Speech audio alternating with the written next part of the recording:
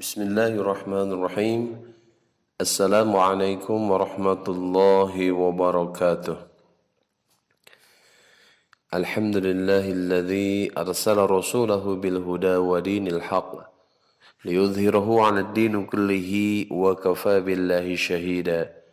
Asyhadu an la ilaha illallah wahdahu la syarika lah wa asyhadu anna Muhammadan 'abduhu wa rasuluhu la nabiyya ba'dah. Allahumma fassalli wa sallim wa barik ala Sayyidina Muhammadin wa ala alihi wa sahbihi wa man tabi'a hudah amma ba'd. Hadratul Mukarramin yang saya muliakan, para pecinta Tausiah Duha SMP Negeri 3 Cibadak. Alhamdulillah, puji syukur kita panjatkan kehadirat Allah Subhanahu wa Ta'ala yang karena kudrah dan iradahnya pada kesempatan pagi hari ini kita kembali dapat bersilaturahim dalam acara Tausiah Duha, yang mudah-mudahan acara kita ini selalu berada dalam rahmat serta keberkahan dan ridha Allah Subhanahu wa Ta'ala. Salawat dan salam semoga terlimpah curah kepada junjungan kita, yakni Habibana wa Nabiyana wa Maulana Muhammad sallallahu alaihi wasallam. Tak lupa kepada keluarga dan para sahabatnya dan juga kita selaku umatnya. Mudah-mudahan kita mendapatkan syafaat terbilau di yaumil qiyamah. Amin ya rabbal alamin. Pada kesempatan pagi hari ini, Tausiah Duha yang akan saya sampaikan ini adalah mengenai orang-orang atau golongan orang-orang yang dibenci iblis. Diriwayatkan dari Mu'adz bin Jabal radhiyallahu anhu, dari Ibnu Abbas radhiyallahu anhu, dia berkata bahwa pada suatu hari dirinya bersama sahabat lainnya dan Rasulullah sedang mengadakan pertemuan di rumah salah seorang sahabat Ansor di Madinah. Tiba-tiba di luar sana terdengar seseorang mengetuk pintu dan meminta izin untuk masuk. Wahai penghuni rumah, apakah kalian mengizinkan aku masuk? Karena kalian membutuhkan aku. Rasulullah SAW bersabda, apakah kalian tahu siapa yang berseru itu? Para sahabat menjawab, tentu Allah dan Rasulnya yang lebih tahu. Rasulullah SAW bersabda, dia adalah iblis yang terkutuk. Semoga Allah senantiasa melaknatnya. Umar bin Khattab radhiyallahu anhu berkata, wahai Rasulullah, apakah engkau mengizinkan aku untuk membunuhnya? Rasulullah SAW bersabda, bersabarlah wahai Umar, apakah engkau tidak tahu bahwa dia termasuk yang tertunda kematiannya sampai waktu yang ditentukan, yaitu hari kiamat. Rasulullah SAW melanjutkan perkataannya. Beliau meminta kepada sahabat agar mendengarkan dan memahami ucapan yang disampaikan oleh iblis. Setelah pintu dibuka, masuklah iblis di tengah-tengah majlis tersebut. Rupa iblis terlihat sangat mengerikan. Dia sosok tua, buta sebelah, serta memiliki janggut sebanyak 7 helai dan menyerupai rambut kuda. Kedua kelopak matanya terbelah dan memanjang ke atas. Kepalanya seperti kepala gajah yang sangat besar. Giginya taringnya memanjang keluar seperti taring babi dan kedua bibirnya seperti bibir macan. Iblis berkata, Assalamualaikum ya Muhammad. Assalamualaikum ya jama'atal muslimin.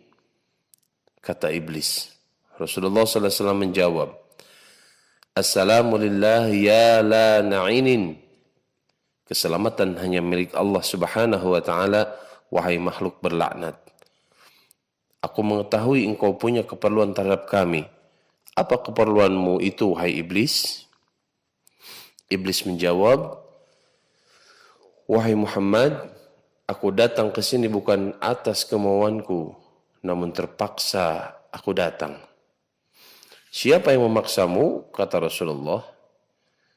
"Seorang malaikat dari utusan Allah telah mendatangiku dan berkata, Allah subhanahu wa ta'ala memerintahkanmu untuk mendatangi Muhammad sambil menundukkan diri.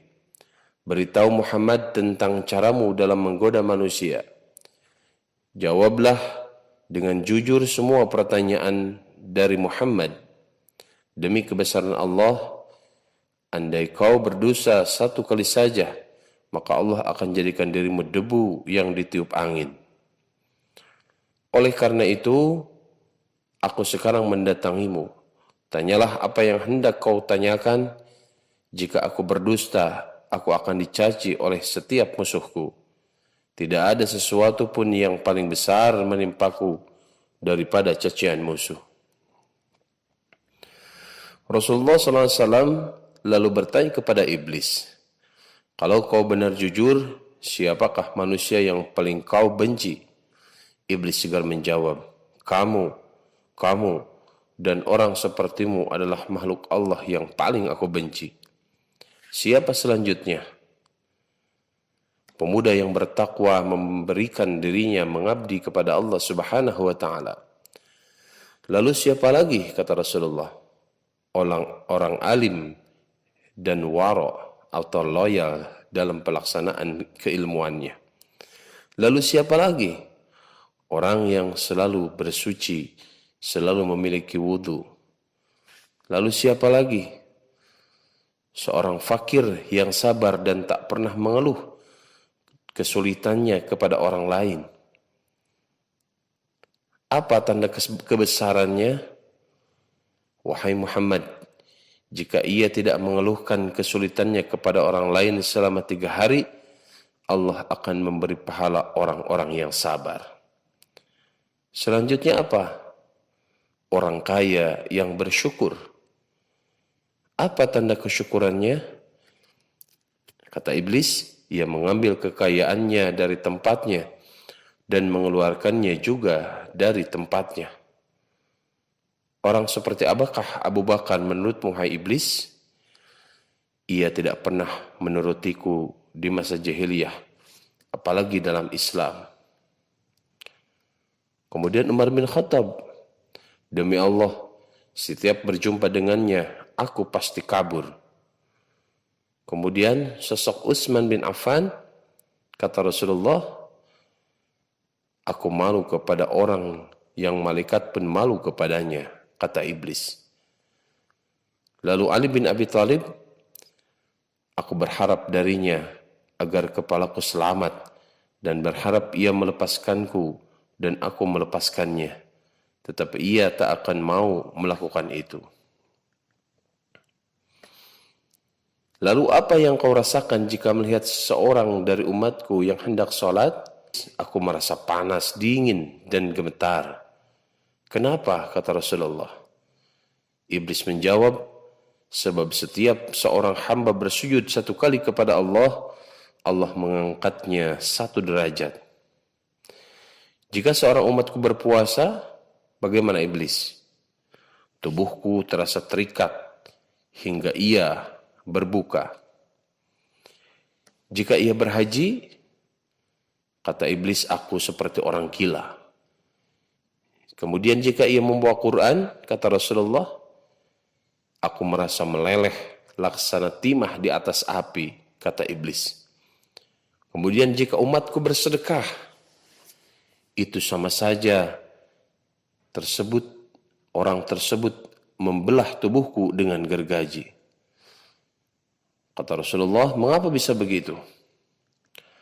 Sebab dalam sedekah ada 4 keuntungan baginya, yaitu keberkahan dalam hartanya, hidupnya disukai, sedekah itu kelak akan menjadi hijab antara dirinya dengan api neraka, dan segala macam musibah akan terhalau dari dirinya. Lalu apa yang dapat mematahkan pinggangmu? Suara kuda perang di jalan Allah. Apa yang dapat melelehkan tubuhmu, wahai iblis? taubat orang yang bertaubat. Apa yang dapat membakar hatimu, iblis?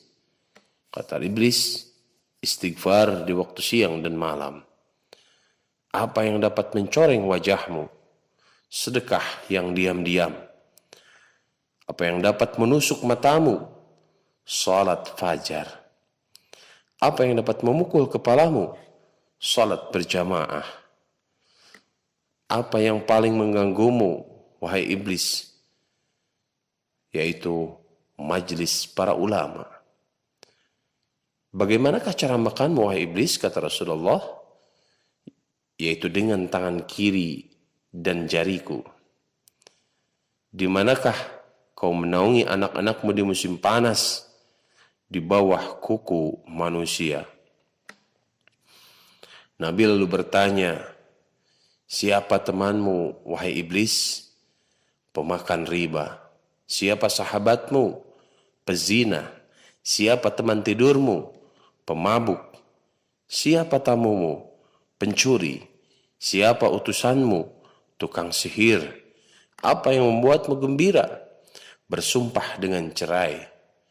Siapa kekasihmu? Orang yang meninggalkan sholat Jumat. Siapa manusia yang paling membahagiakanmu? Orang yang meninggalkan sholatnya dengan sengaja. Nah, itu diantaranya dialog Rasulullah SAW dengan iblis. Jadi kita tahu golongan-golongan orang yang dibenci oleh iblis dan orang-orang yang akan menjadi iblis nanti di yaumil qiyamah sampai kelak nanti ditemani sampai neraka jahanam. Semoga dengan mengetahui ini kita sebagai umat Nabi Muhammad SAW selalu membekali diri dengan iman, melakukan amalan yang membuat iblis menjadi lemah, menjauhi hal-hal yang diinginkan makhluk terlaknat tersebut. Allah lah Maha Pemilik ilmu pengetahuan. Semoga apa yang saya sampaikan bermanfaat khusus untuk saya pribadi dan umum untuk yang menyaksikan video di channel YouTube SMP Negeri 3 Cibadak Official ini. Sekali lagi, terima kasih atas segala perhatian. Mohon maaf atas segala kekurangan. Wabillahi taufiq wal hidayah. Wassalamualaikum warahmatullahi wabarakatuh.